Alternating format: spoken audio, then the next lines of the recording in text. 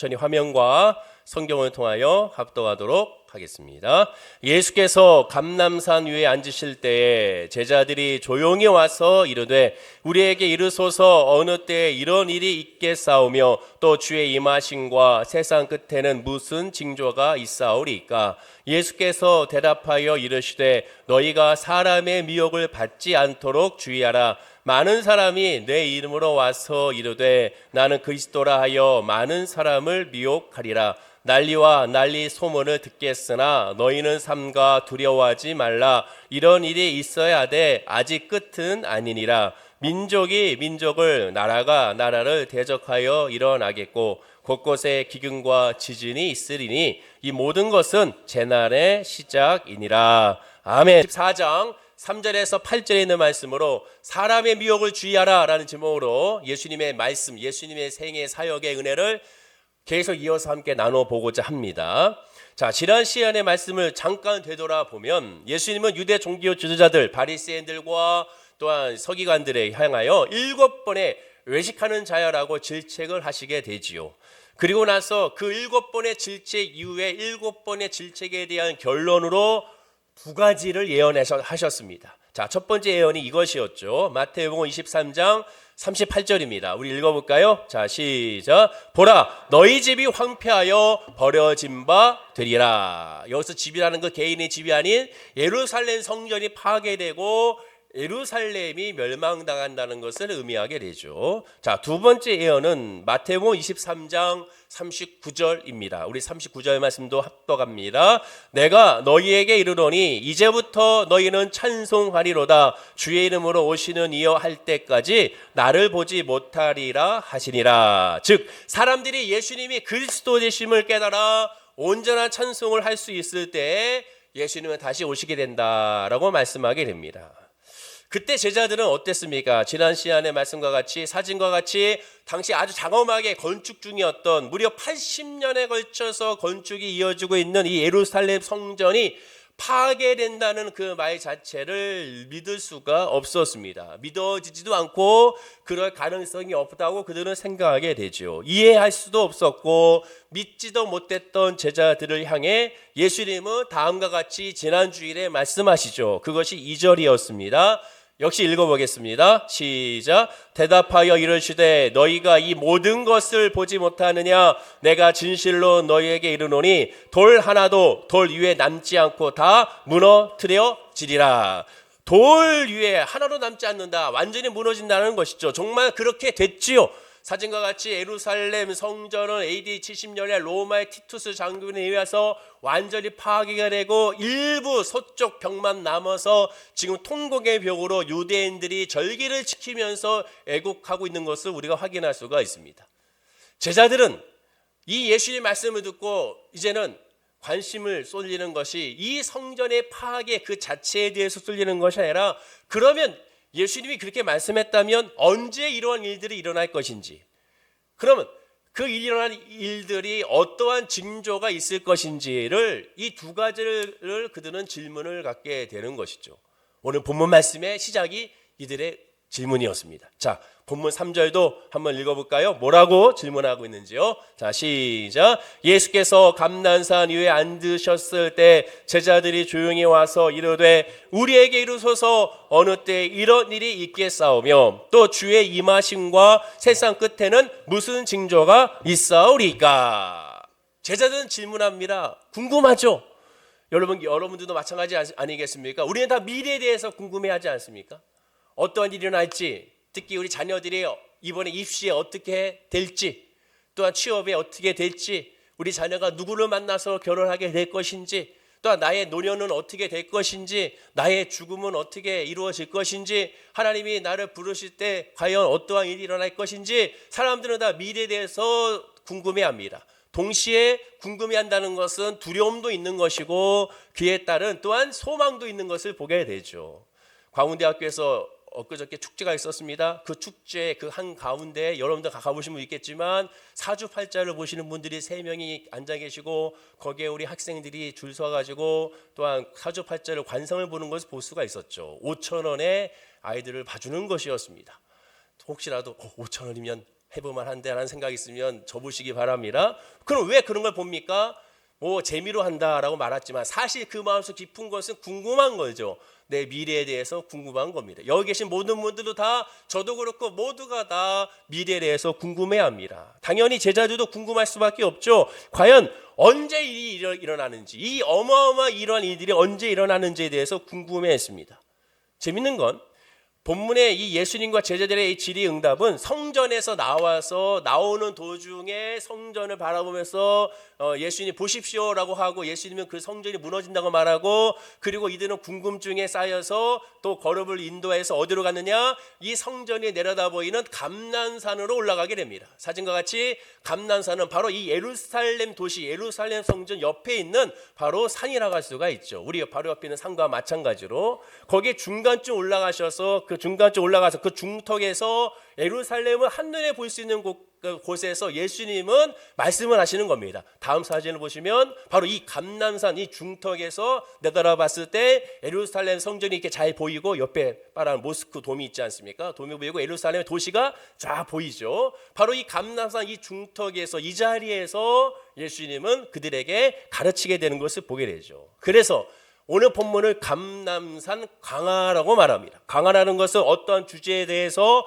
강의하듯이 쉽게 설명하고 설교하는 것이 강화라는 말인데, 감람산의 이곳 중턱에서 제자들에게 차근차근 하나하나 하나님의 말씀을 설명하게 되는 것이죠. 이러한 메시지가 마태복음에만 5번에 나옵니다. 첫 번째는 마태복음 5장에서 산상수훈 강화라고 해서 산상에서 말씀을 전하는 거고, 두 번째는 마태복음 10장에서 성교 강화, 즉 전도에 대해서 가르치고 자세하게 가르치고, 마태복음 13장에 하나님 나라 천국, 하나님 나라는 어떤 것인지에 대해서 하나님은 또한 예수님은 자세하게 가르치고, 마태복음 18장에서는 하나님 나라 천국 백성이 어떻게 살아가야 되는지 삶에 대해서 가르치고, 그리고 오늘 본문에서는 이제 감람산 강화로 감람산에서 말씀을 가르치게 됩니다. 자, 이 흐름을 가만히 다시 보면 첫째부터 살펴보게 되면, 다시 아까 그 첫째부터 보여주세요. 첫째 그 말고, 네, 그렇죠. 마태복음 5장부터 시작해가지고 말씀이 어떻게 이어집니까? 개인의 믿음에서 이제 전도로 이어지고, 그 전도에서 하나님 나라로 이어지게 됩니다. 자, 그러면 개인의 믿음에서 전도 선교로 이웃에게 이어지고, 그 이웃에서 함께 하나님 나라가 이어지게 되면 마지막에 예수님께서 십자가에 죽으시기 바로 이틀 전에 지금 가르쳐야 될 것은 바로 종말에 대한 하나님의 말씀을 가르칠 수밖에 없게 된 것이죠. 그때에 대해서 말씀하고 있는 겁니다.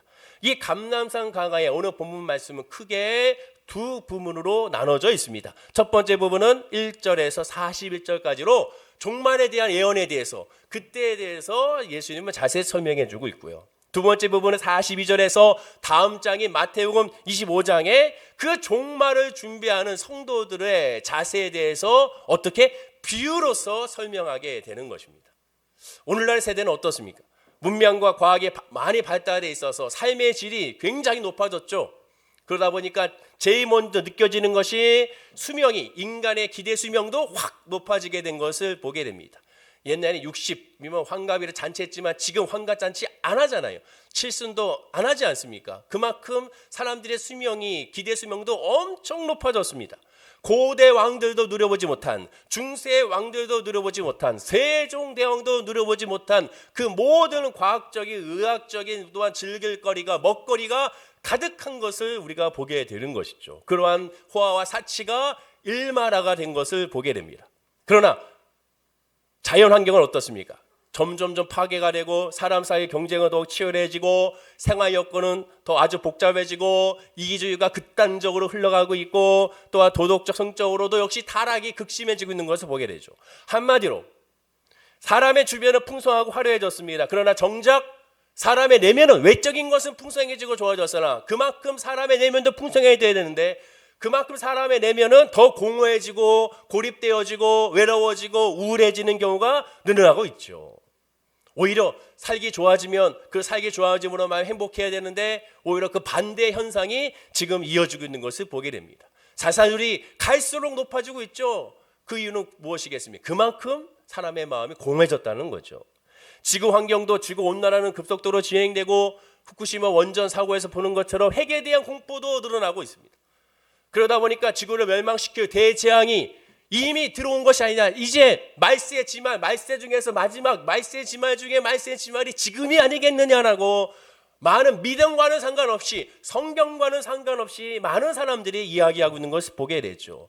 심지어 동토층이 녹아내리고 있어서 그 동토층이 녹아내림으로 말미암아 거기 안에 수천 년, 수백만 년, 수만 년 동안 묵혀 있었던 그 어떠한 바이러스와 세균이 녹아서 어떻게 퍼질지 두려워하고 있고, 코로나보다 더 강하고 센 전염병들이 곧 다가올 것이라고 믿음과는 상관없이 많은 과학자들이 예언하고 있는 것을 보게 됩니다. 그래서일까요? 지난주 9월 16일 KBS 특파원 보고 세계는 지금이에 보도된 내용을 보면 세 가지의 꼭지를 나오는데, 첫 번째가 리비아 대홍수, 두 번째가 모로코 대지진, 세 번째가 아이슬란드 상어 포경 재개, 일본도 포경을 재개한다고 하고 있다라는 그런 환경을 파괴하고 자연을 파괴하고 생태계를 파괴하고 있다는 내용이었습니다. 한마디로 지난주 이 특파원 보고 세계는 지금에 나오는 모든 것들은 결국 인간이 자연을 파괴하는 것에 나오고, 동시에 지구온난화로 말미암아 모든 자연 환경이 무너지고 있다는 사실을 전해주고 있죠.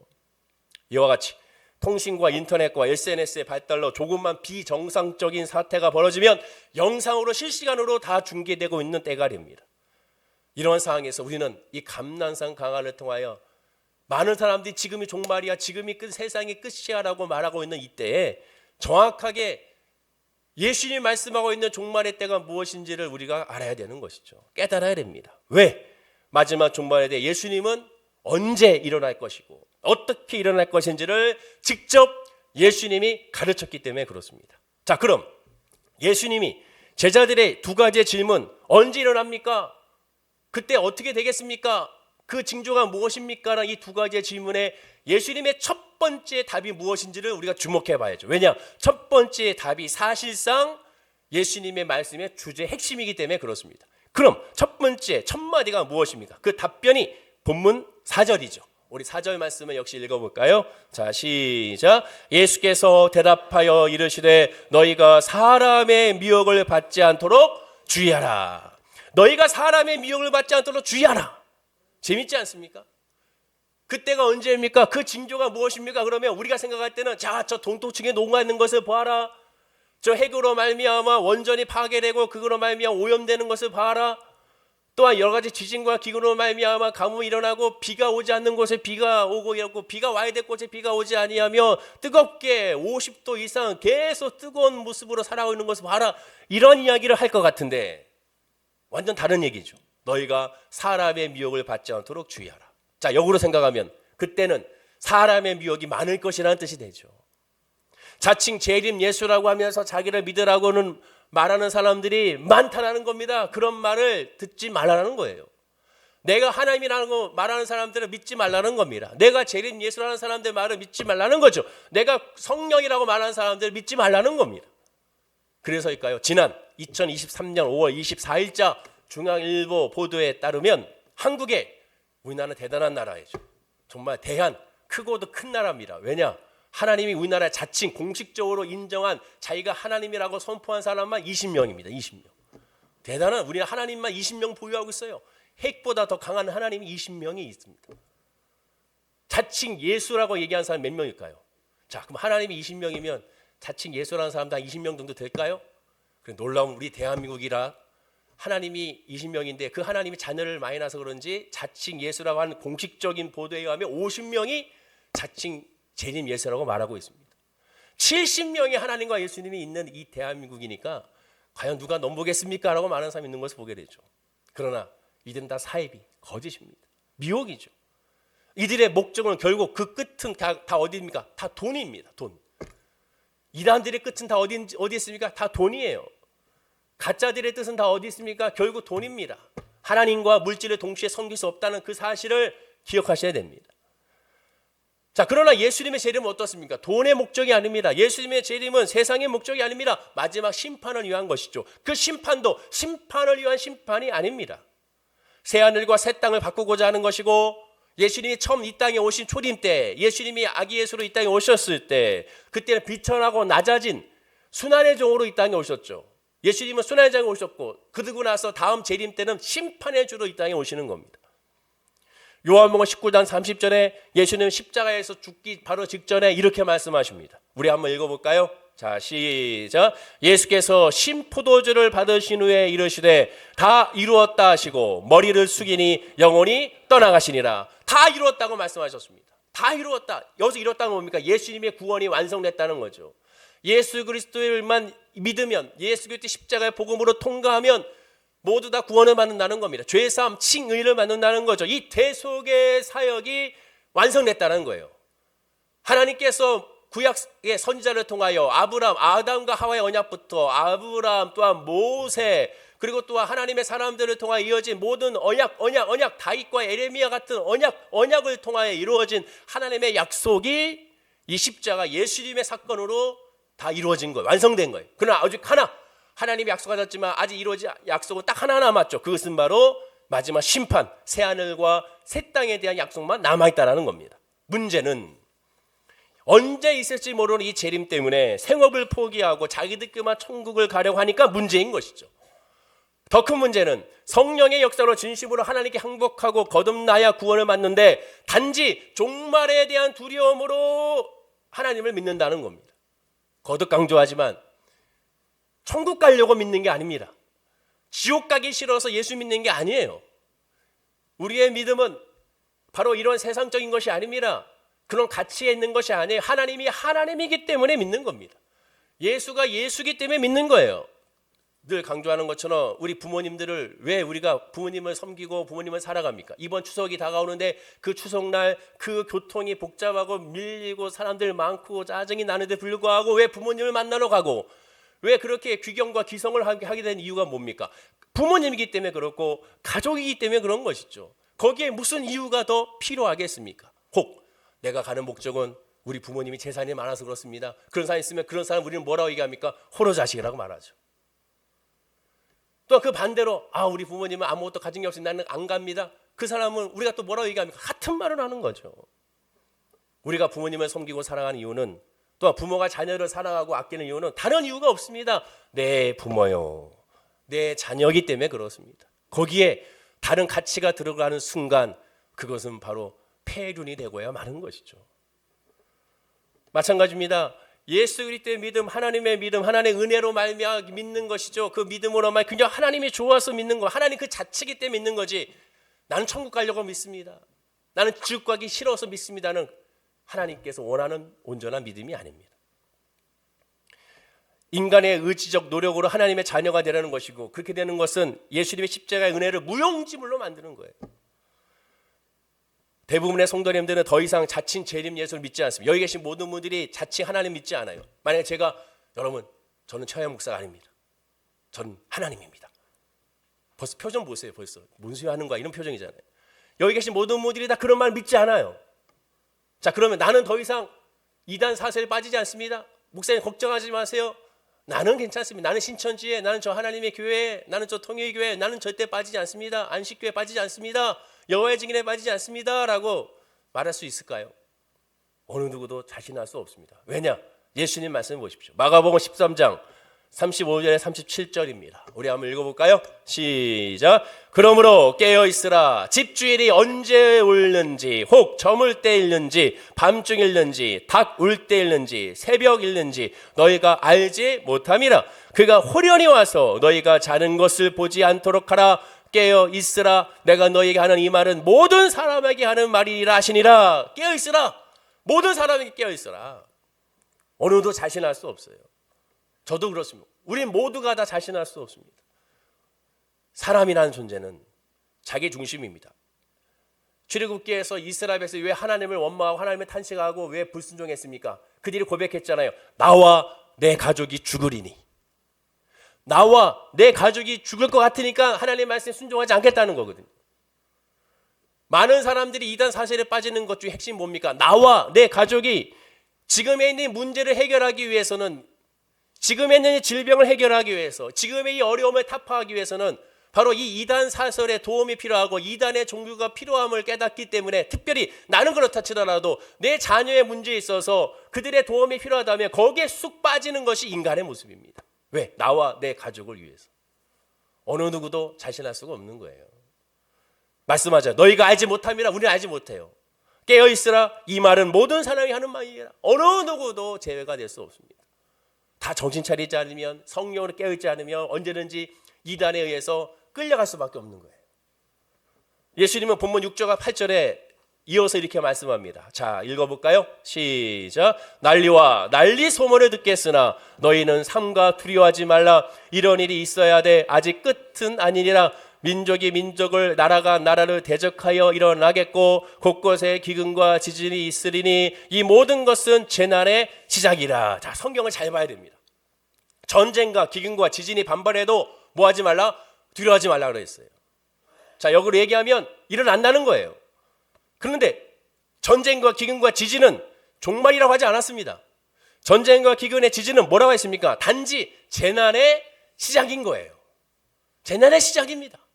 전쟁이 일어났는가, 기근이 일어났는가, 난리와 난리의 소문이 일어났는가, 그거는 종말이 아니라 기근의 재난의 시작입니다. 자, 종말이란 사전적 의미가 뭐예요? 말 그대로 망하는 거예요. 종말은 시작과 끝이 없고 종말 그 자체가 이미 끝입니다. 종말의 말 자체는 이미 다 끝났다는 것을 의미하게 되는 거예요. 거기에는 다른 징조가 있을 수가 없습니다. 재난의 시작이 뿐이라고 분명히 말씀하고 있습니다. 그렇다고 오해하지 마십시오. 이러한 징조들이 아무것도 아니게 아무 관심 두지 말라는 의미가 아닙니다. 모든 징조들은 임의로 해석하지 말고 복음으로 해석하라는 거예요. 하나님의 말씀으로 해석하라는 거예요. 하나님의 뜻에 분별하며 해석하라는 겁니다. 하나님이 인간을 다루는 뜻과 계획과 그 섭리로 해석하라는 거예요. 모든 종말의 징조를 반드시 십자가의 복음을 통과하여 해석하지 아니하면 잘못된 해석이 나가는 겁니다.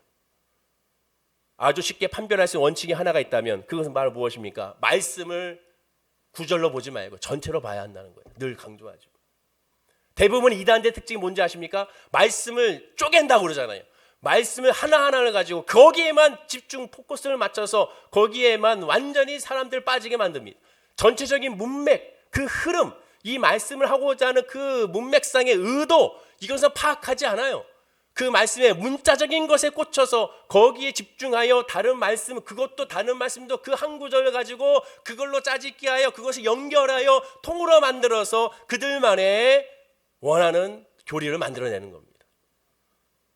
성경의 특별한 구절에 유달리 집착하거나 성경에 계시된 여러 징조 중에 하나만 계속 강조하면 일단 잘못된 것이라고 판단하시면 됩니다. 그 대표적인 예가 뭘까요? 우리가 잘 알고 있는 90년대 엄청나게 폭발적으로 많은 교회에서 부흥의 때가 되면 난리 났던 요한계시록 13장 18절 말씀. 자, 읽어볼까요? 시작. 지혜가 여기 있으니 총명한 자는 그 짐승의 수를 세어보라. 그것은 사람의 수니 그의 수는 666이니라. 사진과 같이 666, 마지막 적그리스도를 상징하는 숫자. 이 666에 온갖 이상한 추측이 난무했습니다. 이 표를 가진 사람은 매매를 하지 못한다고 하니까 신용카드나 계산대 앞에 스캔할 때 상품마다 붙은 바코드가 666이라고 해석하여 그렇게 실제 가르쳤고 그렇게 사람들에게 두려움을 줬었죠. 그리고 이 666이 발달돼서 최근에는 뭐로 얘기했습니까? 2000년대 들어서는 베리칩을 상징했다고 말하죠. 그래서 이렇게 찌라시를 만들었습니다. 교회들에서, 기도원에서. 베리칩, 개인의 정보를 내장한 이 작은 전자칩을 몸에 부착하는 순간 진성의 표로 구원을 받지 못한다라고 주장하게 되죠. 지금도 이 베리칩을 사용하고 있죠. 가장 흔하게 사용하고 여러분들이 잘 알고 있는 곳이 어디입니까? 여러분들의 강아지, 그렇죠. 고양이. 베리칩을 심어놓고 바로 병원에서나 혹시 유기견이 되면 바로 그거 찍어서 확인할 수 있습니다. 그러나 이 베리칩은 아주 오래전에 이미 의료 목적으로 고안한 선한 거예요. 선한 겁니다. 문제는 인간이죠. 이 선한 걸 인간이 악용한 것이죠. 자, 이렇게 따지면 자, 노벨을 생각해 보십시오. 노벨이 다이너마이트를 개발했습니다. 광산 채굴에 활용하는 목적이었습니다. 선한 의도였습니다. 근데 이 선한 의도 인간은 어떻게 했습니까? 사람을 대량 살사하는 무기로 사용하게 되죠. 그러면 이들의 논리대로 하면 사탄이 666 이 표를 줌으로 말미암아 베리칩을 완성시켰다면 사탄이 노벨에게 다이너마이트를 완성시킬 수 있도록 지혜를 준 겁니까? 아니거든요. 무리수입니다. 전쟁 무기로 악용한 것은 인간의 죄 때문이지 다이너마이트 그 자체가 악한 것이 아닙니다. 하나님이 만든 모든 만물은 선한 거예요. 하나님이 주신 모든 것은 아름다운 겁니다. 하나님이 만든 모든 것은 이쁜 거예요. 뱀, 사탄의 상징을 얘기하죠. 그래서 산에 가다가 뱀 있으면 무조건 죽여야 돼. 사탄이야. 아닙니다. 뱀도 이뻐요, 여러분.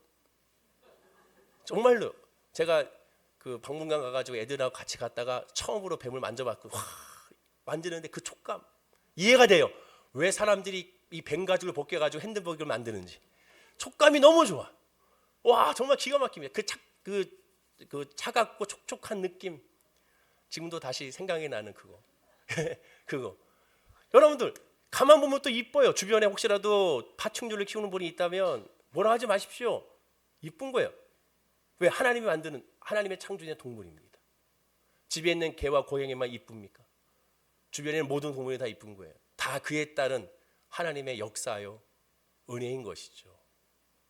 중국에서 그런 일이 있었지 않습니까? 중국에서 한창 문화혁명 때 참새를 다 죽였잖아요. 곡식을 다 먹는다고. 그때 무슨 일이 생깁니까? 참새를 다 어찌든 다 죽였더니 해충들이 어마어마하게 일어나는.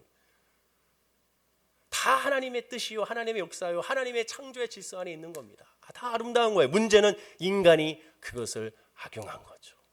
인간이 문제인 겁니다. 모든 문제의 근본 원인은 바로 인간입니다. 인간의 죄를 제거하도록 노력해야 되는 거죠. 예수님의 말씀을 주목해 보십시오. 본문 8절에 이렇게 말합니다. 이 모든 것은 재난의 시작이니라. 자, 종말의 시작이 아니라 재난의 시작입니다. 여기서 말하는 재난은 헬라어의 원뜻은 뭡니까? 슬픔과 고통이라는 뜻이에요. 재난의 시작이라는 것은 슬픔과 고통이 시작됐다는 것을 의미하게 됩니다. 그것이 끝나는 날이 종말이에요. 다시 얘기하지만 종말은 시작과 끝이 없이 그냥 종말 그 자체가 끝입니다. 불시에 순식간에 오는 것이 종말입니다. 그때가 올 때까지 인간 사회는 슬픔과 고통은 계속 이어진다는 거예요. 대신에 성경은 종말 직전에 있을 특별한 징조를 몇 가지 밝혀놓았습니다. 그것이 무엇이며 어떤 의미인지가 더 중요한 것이죠. 자, 그럼 제일 먼저 깨달을 것은 언제입니까? 언제 종말이 일어납니까? 언제 나타나겠습니까? 성경은 분명히 말합니다. 마태복음 24장 36절입니다. 언제인지 한번 볼까요? 읽어보겠습니다. 시작. 그러나 그날과 그때는 아무도 모르나니 하늘의 천사들도 아들도 모르고 오직 아버지만 아시니라. 아무도 몰라요. 아무도.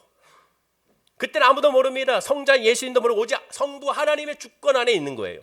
몇 년, 몇 월, 며칠 다음에 성경에 같이 휴거가 있을 것이다, 종말이 있을 것이다, 다 거짓말입니다. 시한부 종말은 그 자체는 다 거짓말이에요. 주변에 혹시 그런 분 있다면 다 거짓말입니다. 목회와 하나님의 말씀을 무당처럼 하시는 분들이 있습니다. 다 가짜라고 보시면 되는 거예요. 하나님은 그렇게 역사하지 않습니다. 그렇게 역사하지 않아요. 예수님은 재림의 시기를 알 수 없으니, 예수님에게 재림의 시기를 알 수가 없으니까 이들은 또한 징조의 시기라도 알겠다고 한 사람도 있어요. 자, 사람은 끊임없습니다. 굳이 알려고 그래요. 근데 만약에 우리가 미래를 알면 어떻게 될까요? 여러분들 1년 뒤에가 알면 어떻게 되겠습니까? 한 달 뒤에는 여러분들을 무슨 일이 일어날지 알면 어떻게 될까요? 행복할 것 같습니까? 인간은 절대 행복하지 않아요. 좋은 일이 있기 때문에 행복하지 않습니다. 좋은 일이 일어나기 때문에 행복하지 않아요. 왜? 사람은 못 참아요. 나쁜 일이 일어나잖아요. 그건 더 못 참아요. 왜? 하나님께 원망과 불명과 탄식합니다. 자, 예컨대 여러분들 내년에 여러분들에게 복권이 16억이 당첨된다고 생각해 보십시오. 하나님이 아무개야 내가 내년에 9월 23일 날 복권에 당첨되게 해줄게. 그때 16억을 너에게 주리라. 그러면 그때는 할렐루야 아멘 하겠죠. 감사합니다. 그때는 별 얘기 다 할 수 모릅니다. 제가 11조로 2배로 더하고 감사함도 하겠습니다. 근데 막상 그 말을 듣고 감사하다가도 세월이 흘러가면서 시간이 지나다 보니까 무슨 마음이 드느냐? 왜 내년에 그때가 돼야 돼? 지금 해주면 안 되나? 지금 내가 힘든데 지금 주시면 안 될까? 그게 사람의 마음이에요. 지금 그게 사람의 마음입니다. 못 기다리는 거예요. 좋은 일이 있으니까 못 기다리고요. 나쁜 일이 있으니까 또 못 기다리는 거예요. 왜 나쁜 일이 나한테 있어야 돼? 비교하기 시작합니다. 나보다 더 예배 안 드리고 나보다 봉사 안 하고 나보다 하나님 안 섬기는 사람 같은 사람도 있는데 왜 그들에게는 그런 일이 아니고 왜 나한테 이런 일이 다가오지? 하나님한테 원망과 탄식하게 됩니다. 성경은 그래서 늘 결론만 얘기해 주잖아요. 아브라함에게 결론만 아들을 주리라. 언제? 얘기 안 해요. 아들을 너에게 주리라. 모세에게 결론만 얘기합니다. 너를 하나님께 추려고 너를 통해 추려고 시켜주리라. 과정을 얘기해 주지 않습니다. 다윗에게 너는 기름 부음 받아서 넌 왕이 된다. 왕이 되면 바로 그날부터 왕으로서 역할을 해야 되는데 그로부터 13년 동안 도망자가 되잖아요. 이게 무슨 왕입니까? 여러분 그러고 싶어요? 야, 내가 지금 너에게 왕 기름 부어줄게. 지금부터는 13년 동안 도망자야. 광야에서 도망 다녀야 되고 죽을 고비를 넘겨야 돼. 그럼 여러분들 나 왕이 하겠습니까? 하는 사람 있겠어요? 안 하죠. 안 합니다. 그러나 결론만 알려줍니다. 결론 뭐예요? 꼭 기억하십시오. 합력하여 선을 이루는 거예요. 우리의 결론은 은혜입니다. 자, 옆에 분에게 인사할까요? 우리의 결론은 은혜입니다. 인사하시기 바랍니다. 한 번 더 인사하겠습니다. 우리의 결론은 좋은 것입니다. 인사하시기 바랍니다. 좋은 거예요. 좋은 거. 기억하십시오. 이사야 55장 8절과 9절입니다. 꼭 이 말씀을 기억하세요. 읽어볼까요? 시작. 이는 내 생각이 너희의 생각과 다르며 내 길은 너희의 길과 다름이니라. 여호와의 말씀이니라. 이는 하늘이 땅보다 높음 같이 내 길은 너희의 길보다 높으며 내 생각은 너희 생각보다 높음이라. 하나님의 때와 시기, 인간의 때와 시기는 다릅니다. 달라요. 우리의 시간과 우리의 때로 우리의 분초로 하나님의 시간의 분초로 생각하면 안 됩니다. 완전히 다른 거예요. 차원이 다른 거예요. 인지가 다른 겁니다. 개념이 다른 거예요. 따라갈 수 없는 하나님의 시간과 하나님의 때입니다. 하나님은 시간을 만드시고 시간을 주도하시고 시간을 초월하십니다. 과거와 현재와 미래를 한눈에 다 보시는 분이에요. 그 모든 것을 하나님이 미리 계획하시고 주관하십니다. 예수님의 예언도 마찬가지예요. 우리가 첩첩산중이라고 하잖아요. 사진과 같이. 뭡니까? 산 위에 또 산이 있고 산 너머 또 산이 있습니다. 우리는 여기 볼 때 산이 있는 건 보여요. 그러나 자세히 우리는 보지 못합니다. 저 산에 가야, 그때 가봐야, 저 산을 넘어봐야, 그 산에 가야 그 산을 알 수가 있습니다. 하지만 모르는 것은 아니에요. 보이긴 해요. 자세히는 못 봅니다. 그러나 하나님은 어떻습니까? 다 아시죠. 그거 다 보고 있어요. 때가 되면 밝히 알게 될 것입니다. 지금은 몰라도 때가 되면 아하 하고 하나님의 찬양하며 이해할 겁니다. 왜 나에게 이런 아픔이 다가왔는가? 왜 이런 어려움이 다가왔는가? 왜 이런 슬픔이 다가오는가? 왜 짜증나는 이 일이 하필이면 나에게 다가오는가? 그때는 모를 수 있습니다. 하지만 뭐가 우리는 안다고 했어요? 결론은 알잖아요. 저 산들을 보이는 것처럼 그 믿음 안에서 우리 나가면 되는 거예요. 제자들이 어느 때 이런 일이 일어나겠습니까? 라는 질문에 성전 파괴와 예수님의 재림을 말했습니다. 그랬더니 로마의 기도장군에서 AD 70년에 그때 자칭 예수라고 하는 사람들이 많이 늘어나기 시작하고 로마 제국 곳곳에 전쟁과 기근이 빈발했고 또 예루살렘 성전도 파괴가 됐습니다. 그러자 제자들은 이때라고 생각했어요. 지금이 바로 예수님의 종말이라고 생각했습니다. 마태복음 23장 34절을 보십시오. 읽어볼까요? 자, 시작. 내가 진실로 너에게 말하노니 이 세대가 지나기 전에 이 일이 다 일어나니라. 이거 문자적으로 해석해버렸어요. 이 세대를 자기들의 세대, 자기들의 시간으로 생각했습니다.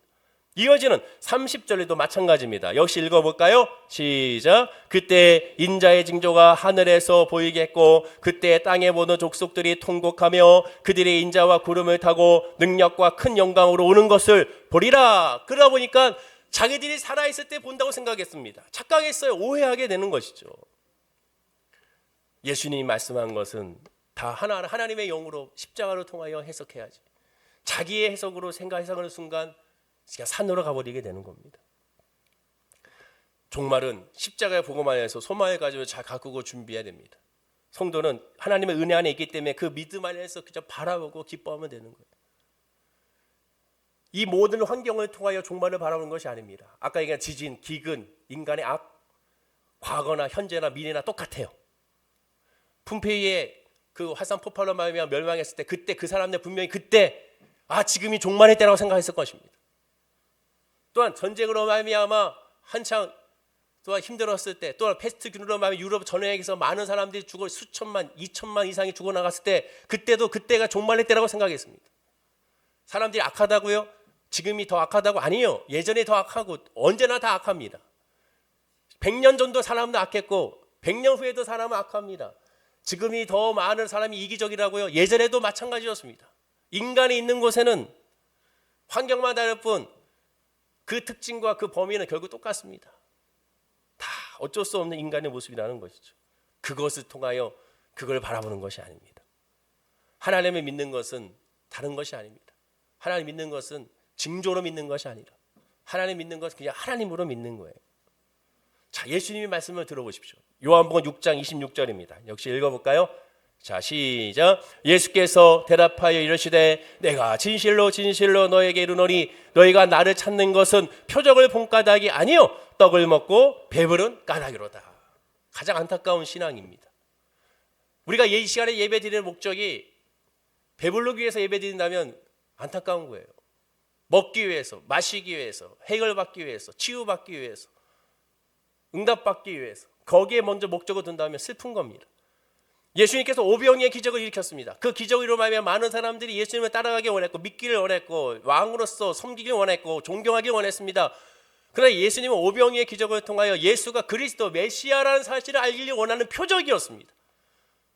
근데 그들은 표적으로 말미암아 예수가 그리스도를 바라보지 않았습니다. 그저 떡을 먹고 배부르기 때문에 예수는 믿겠다고 한 거예요. 오늘도 말씀도 오늘도 예배도 마찬가지입니다. 예배의 목적은 하나님을 믿는 거예요. 하나님을 깨닫는 거예요. 예배의 목적 말씀으로 말미암아 내가 성경을 통하여 내 삶을 잘 살아야지, 성경을 통하여 내 삶이 형통해야지, 성경을 통하여 내 삶이 평안해야지, 성경을 통하여 내 마음의 위로를 받아야지, 성경을 통하여 내 가정과 내 직장과 내 사업장에 하나님의 빛으로 인도함을 받아야지라고 생각한다면 큰 오산입니다. 차라리 그런 내 마음의 위로와 내 마음의 내 앞날의 삶에 뭔가 인도를 받고 지도를 받기 원한다면 하나님의 말씀보다 예배보다 차라리 김미경 강사를 찾아가시고 김창호 교수를 찾아가서 강의를 들으십시오. 그게 더 쉽게 우리 마음 가운데 다가올 것입니다. 내 삶을 어떻게 살아야 될 것인지, 어떻게 생각해야 될 것인지, 어떻게 교육시켜야 될 것인지가 더 자세하게 나오죠. 그들은 뭐가 있습니까? 공감이 있고 그들의 강의에는 배려가 있고 그들의 강의에는 감동이라는 것이 있죠. 그래서 사람들은 너무 좋아합니다. 얼마 전에 한 김기영 강사의 짧은 쇼트 강의를 들었는데 많은 사람들이 공감하더라고요. 그게 뭐냐? 큰아들이 서울대에 들어가면 막내 아들은 오토바이 탄다는 거예요. 그 말에 많은 사람이 공감합니다. 왜? 근데 가만히 생각해 보면 거기에 사람들은 어디에 방점을 찍습니까? 큰아들이 공부 잘하니까 그로 인해서 많은 여러 가지 부작용이 막내 아들에게 생겼구나. 그래서 오토바이 타는구나. 그럼 오토바이 타는 것이 잘못된 겁니까? 그건 아니잖아요. 그런데 많은 사람들에게 공감을 일으키게 되죠. 기억하십시오. 하나님의 말씀은, 예수님의 말씀은 공감이 아닙니다. 복음은 여러분들에게 공감 주려는 것이 아니에요. 예수님은 여러분들의 마음을 공감시켜 주려고 말씀을 선포하고 이 산상수훈과 오늘 감람산 강화를 주는 것이 아니에요. 말씀은 공감이 아니에요. 말씀은 이해가 아닙니다. 말씀은 믿음이고 선포인 거예요. 내가 하나님 말씀으로 하나님과의 말씀에 공감돼서 내가 살아가야지. 그러니까 그 신앙이 하나님 중심의 신앙이 아니라 인간 중심의 신앙으로 남는 거예요. 그러면 열매가 맺혀지지 않습니다. 겉으로 봤을 때는 화려하고 겉으로 봤을 때 아름답고 겉으로 봤을 때 은혜가 넘치고 겉으로 봤을 때 믿음 충만한 것 같지만 하나님 봤을 때 난 널 몰라가 되는 거예요. 왜? 십자가의 문을 통과하지 않았기 때문에. 죄 사함의 문을 통과하지 않았기 때문에. 주는 그리스도시요 살아계신 하나님의 아들, 나를 위하여 죽으시고 나를 위하여 부활하신 예수로 발견하지 못하기 때문에 단지 먹을 것과 입을 것과 마실 것을 주는 존재로 여기는 겁니다. 예수님의 재림하시면 성도를 영광된 육신을 순식간에 변모시킨다고 하죠. 영화시킨다고 하죠. 질병과 슬픔과 고난과 상처에 완전히 무관해집니다. 성도에게 종말은 그래서 심판이라 구원의 완성이요 하나님 언약의 완성이요 설레는 감격으로 재림을 기다리는 거죠. 종말은 두 가지가 있죠. 예수님의 재림에 인류의 종말이 있고 두 번째는 개인의 종말이 있습니다. 개인의 종말은 뭡니까? 하나님의 개인적인 부름을 받는 거예요. 죽음을 의미합니다. 둘 다 언제일지 모릅니다. 혹 개인적으로 아니에요 목사님 나는 언제 죽을 줄 압니다 하는 분이 있으면 제가 늘 얘기하잖아요. 꼭 저한테 연락하셔서 우리 짜장면이라도 한 그릇 먹으면서 우리가 마지막에 같이 준비해야 되지 않겠습니까?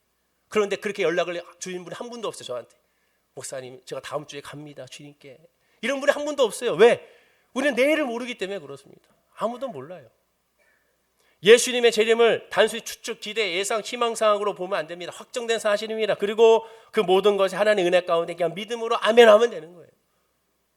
그 예수를 바라보면 되는 겁니다. 성령 안에서 깨닫게 되고 성령 안에서 이해가 되고 성령 안에서 믿어지게 되고 성령 안에서 선포가 되어지는 겁니다.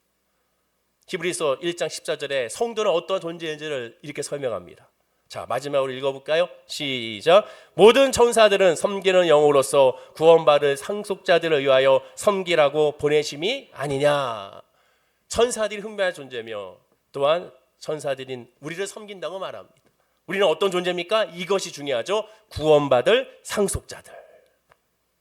구원이 먼저고 은혜가 먼저고 성령이 먼저고 믿음이 먼저고 말씀이 먼저입니다. 하나님의 은혜 안에 거하는 것을 간절히 사모하는 이 시간이 돼야 되죠. 힘들고 지치고 아프고 고통스럽고 짜증나고 안 풀리고 외롭고 속상하니까 지금 우리에게 필요한 건 이것이 아니라 먼저 하나님입니다. 하나님의 위로와 하나님의 믿음으로 충만하게 하여 주옵소서. 세상은 말합니다. 특히 이번 추석에 우리 어르신들 부모님들이 가장 받고 싶은 그런 선물이 뭔지 아십니까? 다 알잖아요. 지금 표정 보니까 이미 입술이 실룩실룩 하시는 거 보니까 돈이요 라고 얘기하시는 거예요. 그렇죠. 다들 돈이면 다들 좋아합니다. 최고의 선물은 현찰이라고 말하죠. 그리고 최고의 치료가 뭐라고 얘기합니까? 금융치료라고 얘기하고 있지 않습니까? 그러나 예수 믿는 저와 여러분만큼이라도 그것이 먼저가 아니라 믿음의 치료, 은혜의 치료. 주여 우리 자녀들에게 믿음, 우리 가족에게 이 추석 명절에 믿음, 그리하여 주님을 바라보는 믿음, 하나님의 말씀으로 살아가는 믿음을 부어 주시옵소서라고 구한구하는 우리 성도님들이 다 되야 될 줄로 믿습니다. 그렇습니다. 결론적으로 예수님은 사람에게 미혹되지 말라고 합니다. 그게 정말로 종말의 또한 재난의 시작이기 때문에 그렇습니다. 이 사람 저 사람 소리 듣지 말고 주의 음성을 들으시기 바랍니다. 몸만 죽일 수 있는 사람 영향을 받지 말라고 말하고 있습니다. 사람들이 세상에 자라는 재물, 권력, 명예 등에 자기 인생에 좌지우지하지 말라고 말씀하고 있습니다. 전쟁, 난리, 지진, 기근이 항상 있었듯이 이미 이 모든 것들은 시작이 됐습니다. 사람들의 미혹에 주의하고 그저 주님만 바라고 믿음으로 승리하기를 간절히 사모하는 저와 여러분들이 다 될 줄로 믿습니다. 그래서 이번 우리에게 주어지는 가장 큰 은혜의 선물은 하나님의 믿음이오니 믿음으로 이 한 주를 살아가게 하시고 믿음으로 이 한 주를 또 가족과 보내게 하시고 믿음으로 말미암아 날마다 주를 바라게 해달라고 기도가 저와 여러분에게 있을 때 큰 하나님의 은혜와 섭리가 우리 가운데 임하게 될 줄로 믿습니다. 옆에 분에게 마지막으로 인사할까요? 믿음이 우선입니다. 인사하시 바랍니다. 한 번 더 인사할까요? 성령이 먼저입니다. 인사하시 바랍니다. 기도하겠습니다. 아버지 하나님 그렇습니다. 어떠한 소식이 들리고 어떠한 것이 보인다 하더라도 그것은 다 이미 종말이 아니라 재난의 시작일 뿐입니다. 슬픔과 아픔일 뿐입니다. 그렇기 때문에 우리에게 필요한 건 믿음, 하나님에 대한 믿음, 성령의 은혜와 충만함인 줄로 믿습니다. 오늘도 예배하고 구한 건 우리 성도님들에게 그런 믿음의 은혜가 있게 하여 주옵소서. 하나님을 향한 갈급함이 물질에 향한 갈급함보다, 질병의 치료에 대한 갈급함보다, 학업에 대한 갈급함보다, 진학에 대한 갈급함보다, 취업에 대한 갈급함보다, 물질의 안정과 사업의 부동산의 해결의 갈급함보다 더 그로 말미암아 그것이 하나하나가 표적이 되어 예수를 발견하고 믿음 안에 거하는 하나님의 거룩한 구원의 상속자임을 확신하는 우리의 믿음이 될 수 있도록 복을 부어 주시옵소서. 그 믿음에 있는 사람은 결코 망하지 않습니다. 흔들리지 않습니다. 요동치지 않습니다. 하나님이 나의 아버지임을 알기 때문에 그렇습니다. 그 믿음의 은혜를 많은 사람들에게 나도 모르는 사이에 드러날 수 있는 향기가 될 수 있는 우리 성도님들이 될 수 있도록 복을 부어 주시옵소서. 감사드리며 예수님의 이름으로 기도드립니다. 아멘.